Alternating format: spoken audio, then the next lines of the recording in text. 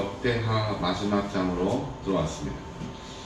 마지막 장은 그 나라가 쇠퇴하고 멸망하는 모습을 우리에게 보여주고, 또 마지막에는 그 나라가 하나님의 선지자들의 예언대로 회복되는 모습도 우리에게 보여주십니다. 요 내용을 좀 정리해 볼게요. 요시아가 전쟁에서 패해서 죽었습니다. 그 아들 여호아하스가 왕위에 올랐죠. 그런데 고작 석 달, 애굽의 바로 느고가 올라와서 그 왕을 패하고 자기 마음대로 엘리야김을 세우고, 원래 이름은 엘리야김인데 여호야김으로 바뀌죠. 애굽에서 왕을 세운 거예요. 그런데 그 왕도 얼마 못 가서 폐위되고 바벨론이 와서 이제 왕을 또 세우는 거죠. 시드기야라고. 그리고 선왕은 여기서 붙잡아가고, 그 다음 왕은 여기서 붙잡아가고, 이 나라가 이 꼴이 아닙니다. 왕을 자기 백성이 왕을 옹립했잖아요. 다윗의 자손이기 때문에. 근데 그걸 치워버리고 애굽의 말을 잘 들을 것 같은 사람을 세우는 거고, 바벨론의 말을 잘 들을 것 같은 사람을 세우는 거죠. 이런 상황인데 나라가 구분이 다 했다, 이런 느낌이 충분히 들만하죠. 그런 상황 속에서 결국은 시드기야가 바벨론이 세운 왕이잖아요. 그런데도 바벨론을 배반합니다. 예레미야가 예레미야서에서 숱하게 얘기하잖아요. 하나님의 뜻이 여기 있고 심판이기 때문에 바벨론에게 순응해야 산다.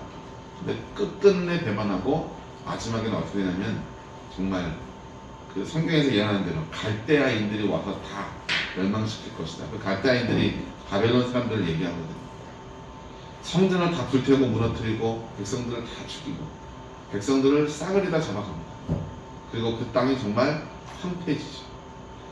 열왕들의 모습, 엎치락뒤치락 하긴 했지만 선한 왕이 오르기도 하고 악한 왕이 오르기도 하고, 하나님의 뜻 가운데 회복되기도 하고 종교 개혁을 단행하기도 하고, 여러 가지 노력들이 있었지만 끝끝내 돌이키지 않았습니다. 이 말씀에 보면은 하나님이 그들을 돌이키기 위해서 선지자들을 보내서 열심히 알도록 했지만 그들은 듣지 않았다는 거죠. 중국에 같이 섬겼던 그 목사님이 있는데, 좀 이렇게 저보다 더 세고 그런 분이에요. 근데 그 중국 성도들하고 같이 있을 때 가끔 이렇게 구호처럼 외치던 말이 있었거든요. 그게 뭐냐면, 터져 울지 말고 맞기 전에 잘하자.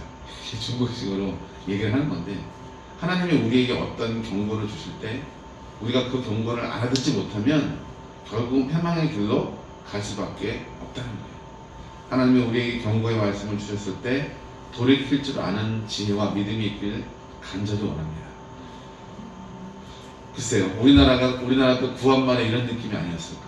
조선이 나라가 쇠해가고 일본에 의해서 이렇게 뒤집어지고, 또 중국에 의해서 이렇게 청나라에 의해서 이렇게 뒤집어지고 하는 그 일들이 있었겠지만, 지나간 역사 속에서 한낱 한 인간에 불과한 저나 여러분은 낮아질 수밖에 없고 작아질 수밖에 없는데,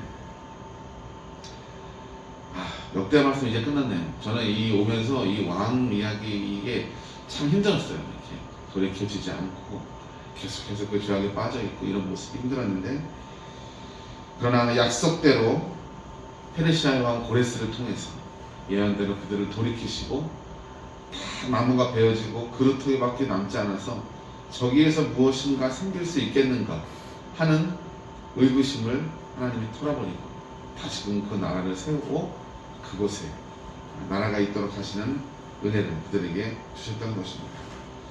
우리의 때가 과연 어느 때일까요? 우리도 분명히 그런 때가 있을 것입니다. 쇠퇴해가는 시기일 수도 있고, 아니면 어떤 개혁을 단행해서 다시 올라가는 시기일 수도 있고, 우리에게 허락된 시기일 수가 있을 거예요.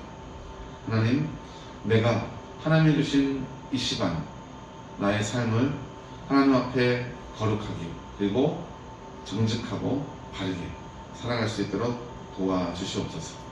내게 주신 역할을, 사명을 잘 감당하게 하옵소서. 오늘도 다짐하며 하루를 살아가시는 복된 성도들 되시길 주의 이름으로 축복합니다.